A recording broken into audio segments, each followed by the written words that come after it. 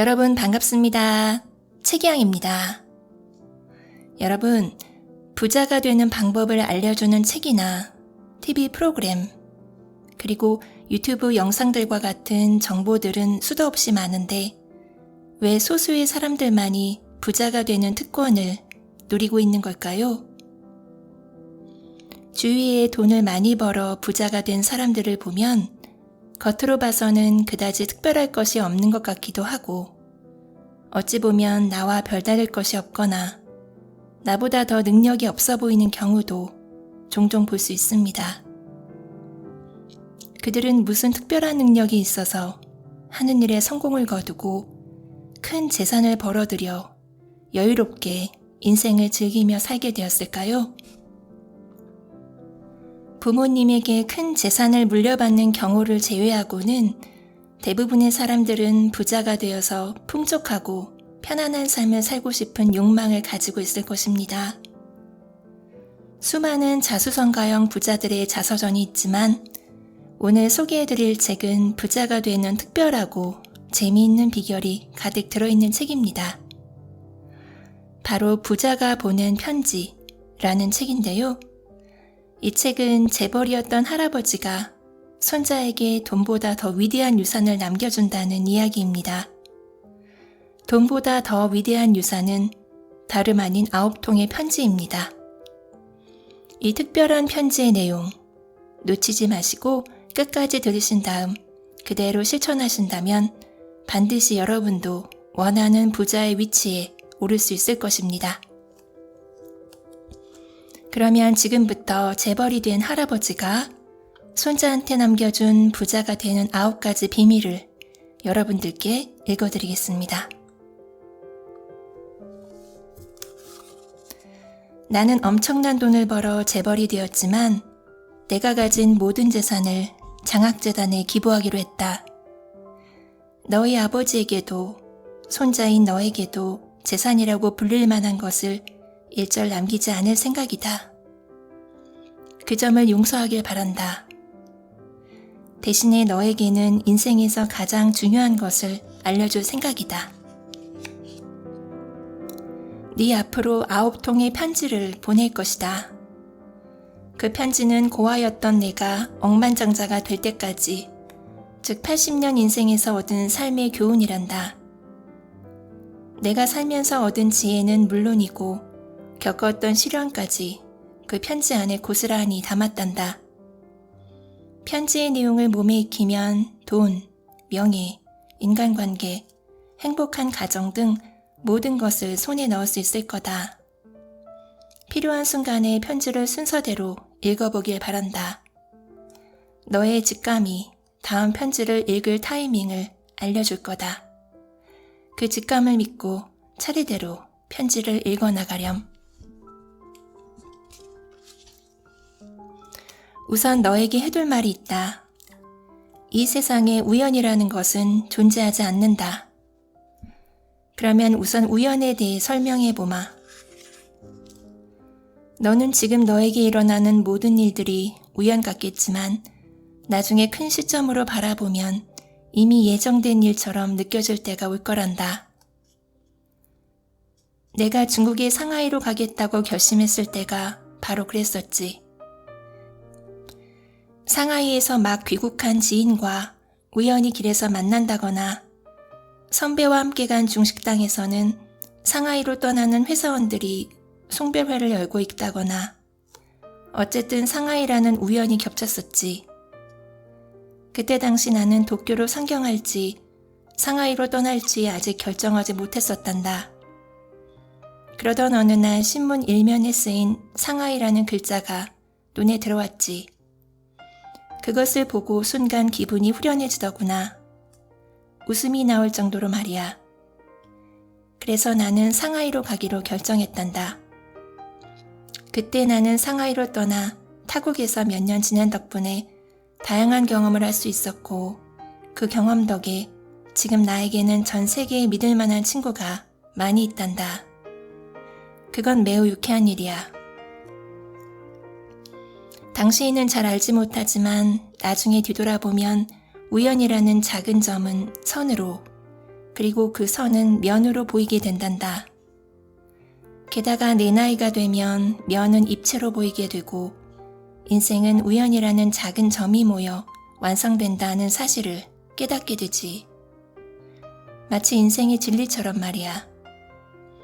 이렇게 많은 우연을 경험한 끝에 나는 이 세상에 우연은 없다고 생각하게 되었단다. 단순히 우연이라고 넘겨짚기에는 도저히 이해할 수 없는 일들이 80년 동안 몇 번이나 일어났기 때문이지. 이렇듯 인생이란 우연이 겹쳐서 완성되는 거란다. 그러면 사람은 우연을 가장한 필연을 어떻게 발견해야 될까? 우연을 가장한 필연을 영어로 싱크로니시티라고 부른단다. 전철을 늦게 탄 덕분에 옛 동창을 만날 수 있었고 그 우연을 계기로 전직했다. 레스토랑에서 학창시절의 선배와 우연히 만났고 나중에 함께 창업을 하게 됐다. 그러한 일은 일상적으로 많이 일어나지. 특히 성공하는 사람들은 우연을 가장한 필연을 잘 잡는단다. 평소라면 그냥 지나칠 일이지만 직감적으로 느낌이 왔을 때는 잘 살펴보는 게 좋아. 싱크로니시티를 발견하는 방법은 아주 간단해. 이를테면 커피숍에 갔을 때 아는 사람이 없는지 주변을 둘러보는 행동도 싱크로니시티를 발견하는 방법 중에 하나야. 전철을 탔을 때, 영화관이나 콘서트장에 갔을 때, 횡단보도를 건널 때 아는 얼굴이 없는지 잠깐 둘러보렴. 오랜만에 친구에게 전화를 거는 것도 좋고 평소에 잘 가지 않는 곳을 가는 것도 좋아. 길에서 우연히 친구를 만났다면 같이 식사를 하거나 가볍게 커피 한 잔을 하는 것도 좋아. 또한 병원이나 미용실 대기실에서 평소에 잘 읽지 않는 잡지를 읽어보거나 커피숍이나 전철에서 옆자리에 앉은 사람에게 말을 걸어보는 것도 좋단다.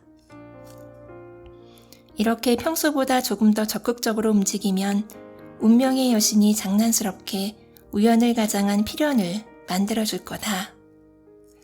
네가 무언가에 대해 정말 알고 싶을 때 그때는 운명의 여신이 2-3번 연속해서 우연을 일으켜줄 거야. 그러면 너는 원하는 정보를 절묘한 순간에 얻을 수 있게 될 거란다. 꼭 운명의 여신을 깨워보길 바란다. 그러면 우연은 보물찾기 게임처럼 흥분되는 일로 바뀔 거다.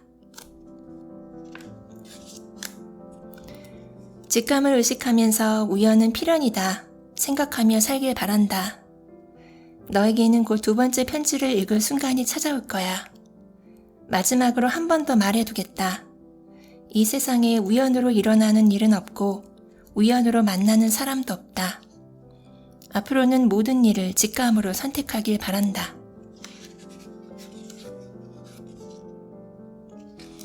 네가 2번째 편지를 펼쳤다는 것은 너에게도 무언가 결정해야 할 타이밍이 왔다는 뜻이겠구나. 성공하려면 무엇이 필요합니까? 나는 이런 질문을 자주 들었단다. 그럴 때마다 나는 결단이라고 대답했지. 그 이유는 결단을 내리지 않으면 아무것도 시작되지 않기 때문이야. 진학, 취업, 전직, 결혼, 독립처럼 인생의 중요한 결정은 뒤로 미루지 않는 게 좋아.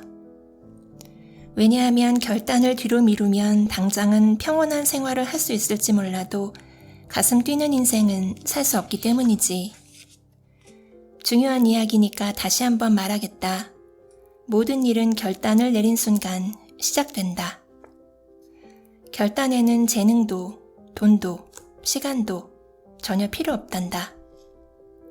믿지 못하겠지만 결단을 내린 순간 미래는 탄생한다. 결단을 내린 순간 현재와 미래가 접속하는 회로가 생긴다고 말할 수 있어. 그 미래는 시간이 지나면서 네가 있는 곳으로 다가올 거다.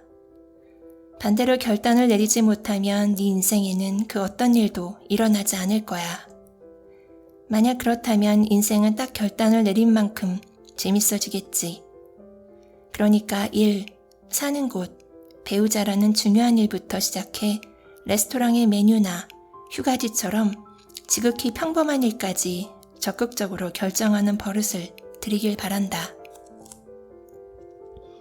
내 인생에는 왜 그런 우연과 놀라움이 일어났을까? 그건 내가 항상 적극적으로 결단을 내렸기 때문이란다. 결단은 새로운 미래를 만들어낸다. 이 말을 꼭 기억하길 바란다. 결단을 내리지 않으면 현실로 일어나는 일은 아무것도 없을 거다. 너는 많은 일을 스스로 결정하는 사람이 되었으면 하는구나. 스스로 결정해서 인생을 적극적으로 만드는 그런 사람이 되었으면 한다. 내가 이렇게 말하면 그래도 무엇을 어떻게 결정해야 할지 모르겠는데요? 라고 질문하는 사람도 있어. 지금까지 그 질문을 수없이 많이 들었기 때문에 그것에 대해서도 조언하겠다. 현 시점에서 무엇을 어떻게 결정해야 할지 모르겠다면 최고의 미래를 손에 넣는 결정을 하면 돼. 지금은 어떠한 결정이 최고의 미래를 손에 넣는 결정인지 구체적으로 잘 몰라도 좋아. 다만 네가 원하는 최고의 인생을 꾸준히 생각하렴. 그 최고의 인생이 결정되면 상상력을 발휘해 가장 좋은 인간관계, 가장 좋은 배우자나 가장 좋은 친구, 가장 좋은 공부, 가장 좋은 일, 가장 좋은 경제 상황 등을 그려보렴. 이렇게 지금의 연장선상이 아니라 완전히 다른 차원의 미래를 그려보는 거야. 그러면 감각이 바뀌고 매일의 행동이 바뀔 거다. 즉 최고의 미래가 조금씩 너를 향해 다가오는 거지. 미래가 클수록 불안도 커진다. 정말 멋진 말이라고 생각하지 않니? 그렇기 때문에 너는 결정한 것과 인생을 믿는 것을 동시에 연습하렴. 어떠한 일이 있어도 행복한 결과를 맺겠다는 감각을 몸에 꼭 익히길 바란다. 이것은 즐거운 인생에 꼭 필요한 마음가짐이야. 적어도 나는 그렇게 생각한단다. 그리고 마지막으로 중요한 것 또 하나. 결정한 것은 종이에 적어야 실현된다. 중요한 결정에 대해서는 특히 그렇단다. 알겠지? 무언가를 결정했다면 그것을 꼭 종이에 적어라. 그러면 스스로도 깜짝 놀랄 정도로 재미있는 인생이 펼쳐질 거야.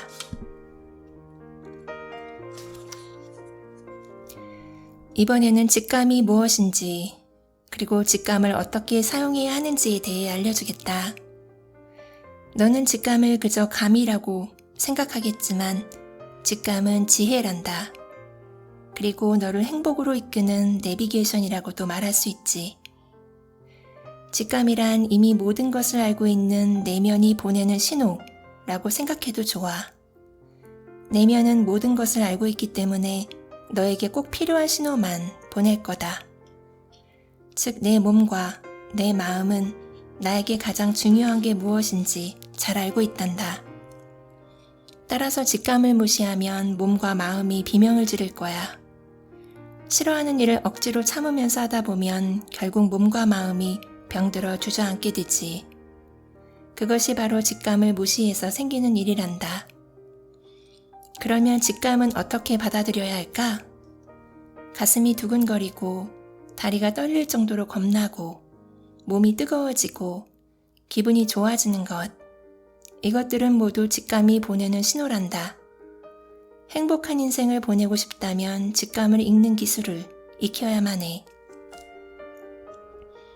직감은 항상 행복을 위해 일한단다. 그렇기 때문에 내 안의 목소리에 귀 기울이는 것이 가장 중요하다고 할 수 있지. 이성적으로 잘 모를 때는 용기를 가지고 몸과 마음이 보내는 직감에 인생을 맡겨보렴. 어쨌든 직감을 따르겠다는 마음가짐이 중요하단다.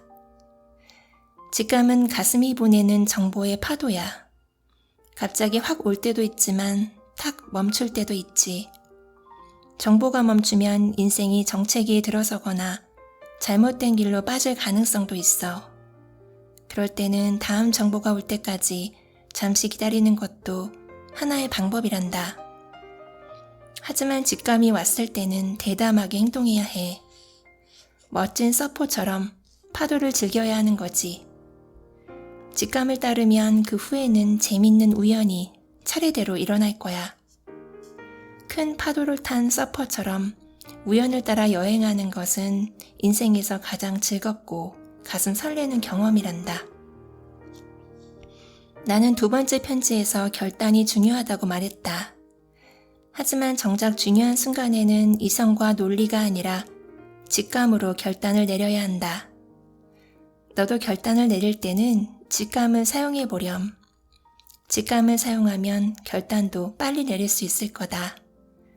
그래서 비즈니스나 예술, 정치에서 성공하는 사람들은 모두 자신의 직감을 소중히 생각한단다. 직감을 사용하는 데 익숙해지면 모든 일을 10초 만에 결정할 수 있게 될 거야. 그러면 자연히 결단과 행동이 빨라지기 때문에 남들보다 크게 성공할 수 있게 된단다. 성공하는 사람들은 재능이 있어서 성공하는 게 아니야. 그들은 남들이 이런저런 고민을 할 시간에 3배 이상 많이 도전하지. 그렇게 많이 도전하니까 남들보다 성공하는 거란다.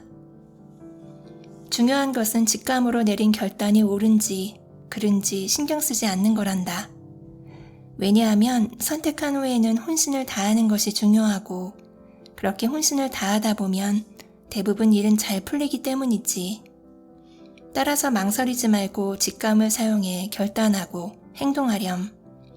인생에서 가장 쓸모없는 것은 아무것도 결정하지 않은 채 무의미하게 흘려보내는 시간이란다. 직감을 사용하면 결단이 빨라진다고 했지만 그렇다고 모든 일이 척척 진행된다는 것은 아니란다. 결단을 내렸다면 반드시 해야 하는 것이 있어.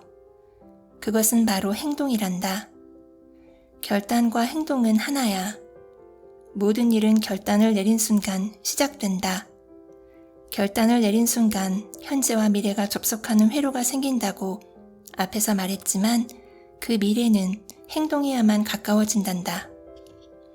아무리 결심해도 행동하지 않으면 미래는 다가오지 않아. 단 1mm도.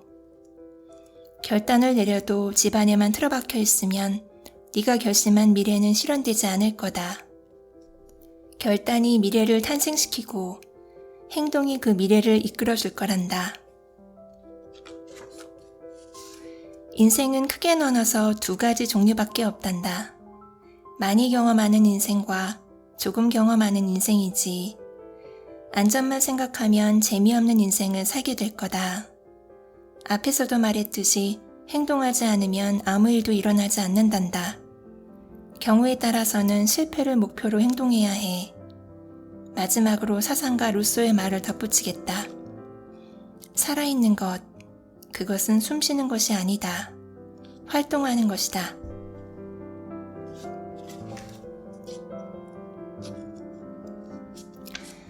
돈에는 많은 힘이 있어.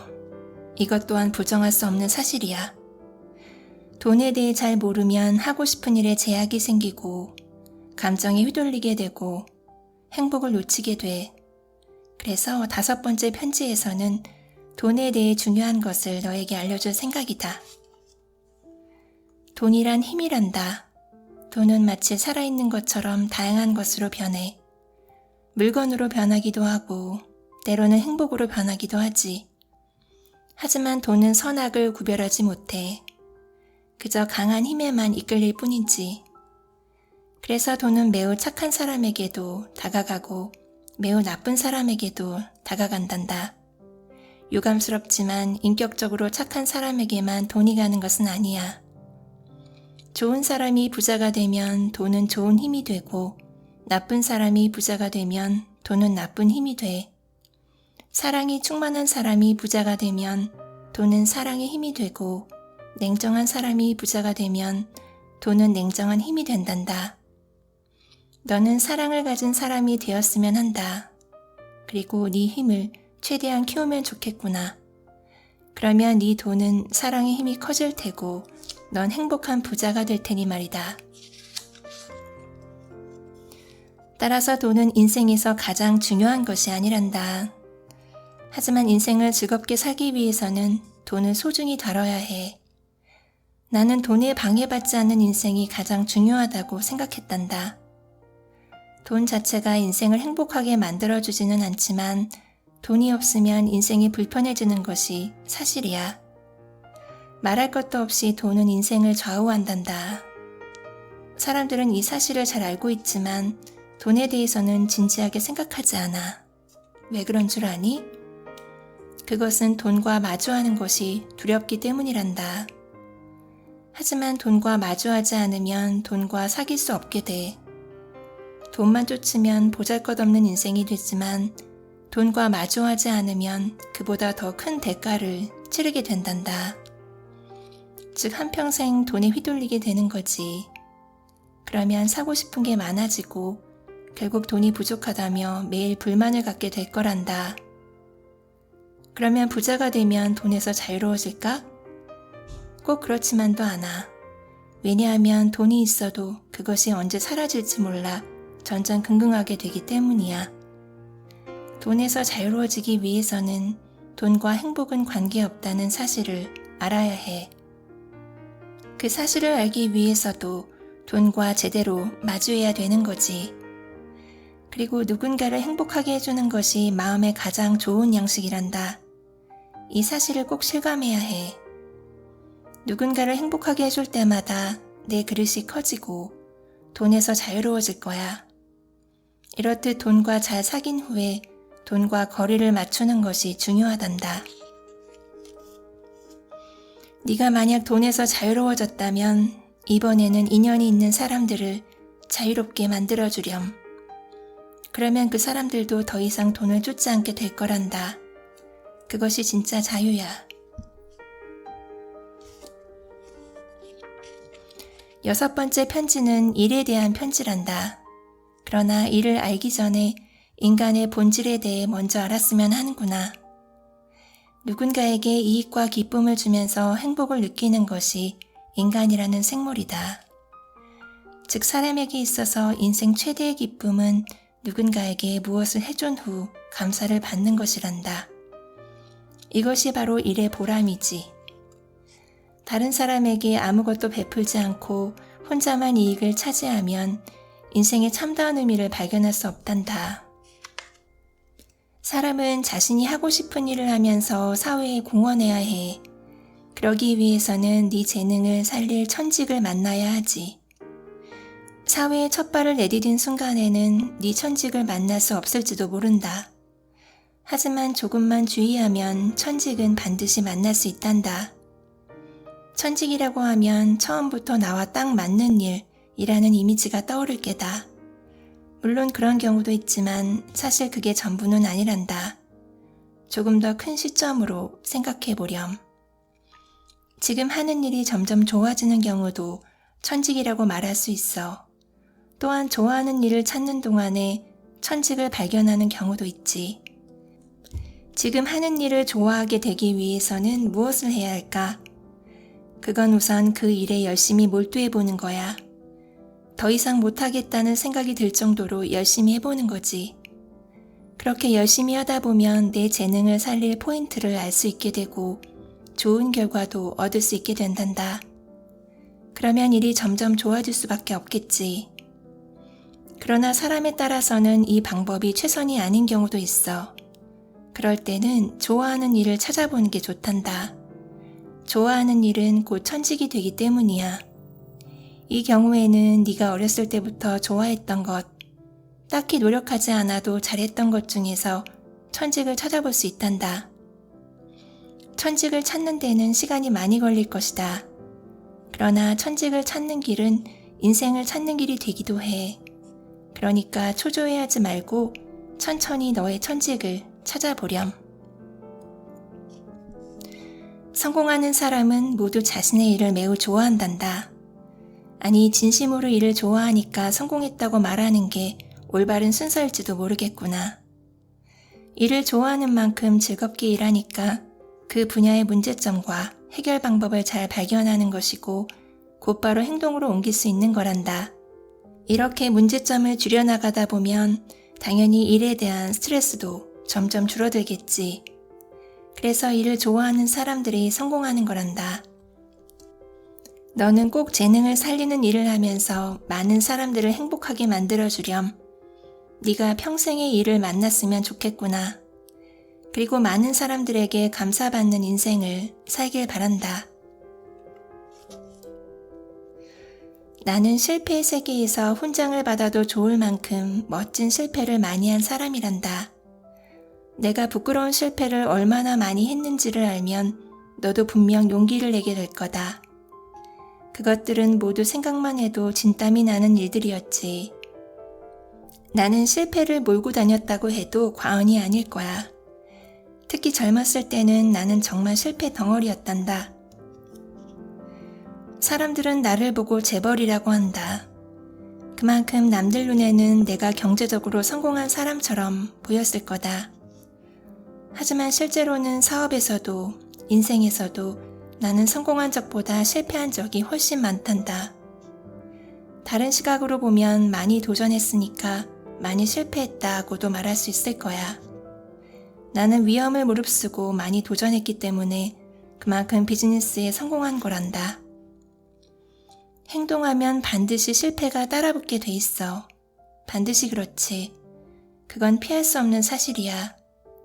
너도 앞으로 멋진 실패를 많이 경험할 거다. 하지만 아무것도 행동하지 않았을 때보다 실패했을 때가 훨씬 더 성공에 가까워진단다. 즉, 성공하기 위해서는 실패가 반드시 필요해. 이 사실을 꼭 기억해 두렴. 실패하지 않는 성공은 위험하다고 말이야. 실패해도 포기하지 않고 계속해서 행동하는 사람이 성공할 확률은 10배, 아니 100배나 높단다. 유감스럽지만 실패하지 않는 방법은 이 세상에 존재하지 않아. 따라서 실패는 성공을 위한 통과 지점이라고 생각하면 좋겠지. 실패해도 또다시 도전하면 반드시 성공할 수 있단다. 그럼 실패한 다음에는 어떻게 해야 될까? 대답은 간단하단다. 실패를 만회할 방법을 생각하고 행동하는 거야. 곰곰이 생각한 후에 이렇게 하자 결정했다면 그 다음은 바로 행동으로 옮겨야 하는 거지. 이것저것 하면서 시간을 보내도 바뀌는 건 아무것도 없다. 그것보다 한 가지를 선택한 후에 그것을 위해 온 힘을 다해 행동하는 것이 중요하단다. 만약 그 선택지가 틀렸다면 그때는 또다시 다른 길을 선택하면 되고, 맞았다면 그대로 나아가면 되는 거야. 성공은 어려운 것 같지만 사실은 그렇지 않단다. 도전하는 사람이 적기 때문에 사실은 경쟁 상대가 없는 거나 마찬가지지. 아무리 돈이 많아도, 아무리 권력이 높아도 사람은 행복해질 수 없어. 인간관계가 좋지 못하면 불행해질 수밖에 없지. 따라서 일로 성공하거나 부자가 되는 것만으로는 우리는 절대 행복해질 수 없단다. 이를테면 대저택에 살아도 가족도 친구도 없이 혼자 지낸다면 외롭기만 하겠지. 돈이 많지 않아도 화목한 가족과 절친한 친구가 있으면 행복해질 수 있단다. 돈 많은 부자보다 훨씬 행복할 수 있지. 풍요롭고 행복한 삶을 살기 위해서는 좋은 인간관계가 반드시 필요하단다. 좋은 인간관계에서는 좋은 에너지를 얻을 수 있고 삶의 의욕도 얻을 수 있어. 반대로 인간관계가 좋지 못하면 논바닥이 갈라지는 것처럼 모든 일이 무미건조해지지. 내가 부자가 된 후에 깨달은 사실이 하나 있어. 결국 사람은 돈과 사회적 지위만으로 행복해질 수 없다는 사실이야.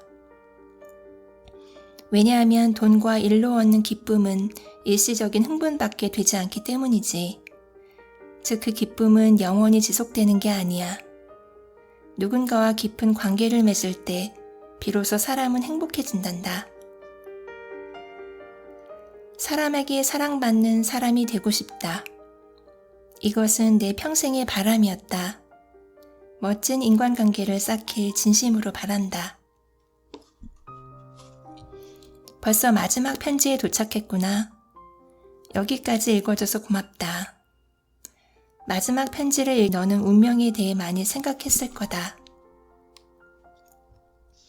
운명과 비슷한 말로 숙명이라는 것이 있다. 이 두 가지 말은 서로 비슷해 보이지만 사실은 전혀 다른 의미를 가지고 있단다. 숙명, 머무는 명, 내가 태어났을 때 결정되는 것. 운명, 움직이는 명, 어떻게 살아갈지 내가 스스로 결정하는 것. 모든 것은 숙명으로 내 자유의사가 없다고 말하는 사람도 있지만 나는 그렇게 생각하지 않는다. 누구에게나 선택지는 있고 그 선택지를 고를 자유의사도 있기 때문이지. 헬렌 켈러를 알고 있지? 그녀는 어렸을 때 고열로 시각, 청각, 언어를 잃었지만 가정교사인 앤 설리번의 도움으로 미국 명문대학을 졸업하고 장애인 교육과 복지에 힘쓴 기적적인 인물이란다. 이것은 내 생각이지만 헬렌 켈러가 시각, 청각, 언어를 잃은 것은 어떤 의미로 말하면 숙명이었을지도 몰라. 하지만 그녀는 그 속에서 자신의 운명을 선택했지. 그녀는 나는 내 장애에 감사한다. 이 장애를 통해 나를 발견했고 평생의 일을 찾았고 신을 받기 때문이다. 라는 말을 남겼단다. 그녀처럼 인생의 틀을 깨고 자신의 길을 개척하는 사람은 많이 있어. 즉 그들은 자신의 숙명을 안 후에 운명을 선택한 거지. 하지만 그렇게 하기 위해서는 독특한 감각이 필요해. 이를테면 나쁜 일이 일어날 때마다 부정적인 요소가 하나씩 줄어든다고 생각하는 감각이란다. 예를 들면 죽을 만큼 힘든 일이 일어났을 때 앞으로는 좋은 일만 일어날 거다 하고 머릿속으로 생각하는 거지. 물론 쉽게 할 수 없는 생각이라는 것은 나도 경험해 봤으니까 잘 알아. 하지만 그렇게 하면 내 숙명에 농락당하지 않는 삶을 살 수 있단다. 우리에게는 인생을 바꿀 선택지가 매일 주어진단다. 그러니까 네 의사로 운명을 선택하길 바란다. 숙명의 힘에서 벗어나 네 인생을 개척해보렴. 매일을 즐겁게 살고 네 꿈을 쫓으렴. 인생은 즐기기 위해 있는 거란다. 인생이 주는 모든 것을 받아들여야 해. 그렇게 할 수 있다면 분명 재미있는 인생을 살 수 있을 거야. 물론 나는 후회하는 일도 많이 있지만 정말 유쾌한 인생을 살아왔다고 자부한단다. 그 경험을 통해 내가 장담할 수 있는 게 있어. 인생의 목적은 나답게 살고 사람과 좋은 관계를 맺는 거란다. 네, 여러분 여기까지 부자가 보낸 편지 중에서 부자가 되는 9가지 비결을 여러분들께 읽어드렸습니다. 이 9가지를 정리해보면 이렇습니다. 첫 번째, 우연을 가장한 필연을 발견해라. 두 번째, 결단을 내려라. 세 번째, 직감을 따르라. 네 번째, 직감에 따라 행동해라. 다섯 번째, 돈을 똑바로 마주하고 돈과의 거리를 잘 맞춰라. 여섯 번째, 천직을 찾아라. 일곱 번째, 성공하기 위해서는 실패가 필요하다. 여덟 번째, 좋은 인간관계 없이 성공할 수 없다. 마지막으로 숙명을 벗어나 운명을 개척해라 입니다. 그런데 이것들을 꼭 부자가 되기 위해서 갖추어야 한다기보다는 인생을 살아가면서 이 9가지 지혜들을 항상 유념하면서 살면 무슨 일을 하던 잘 되고 성공할 수 있을 것 같은 생각이 들었습니다. 하는 일이 잘 되면 자연스럽게 부자가 되는 길로 이어지는 것은 자명한 사실이 아닐까요? 여러분 오늘도 끝까지 들어주셔서 진심으로 감사드립니다. 지금까지 최기양이었습니다.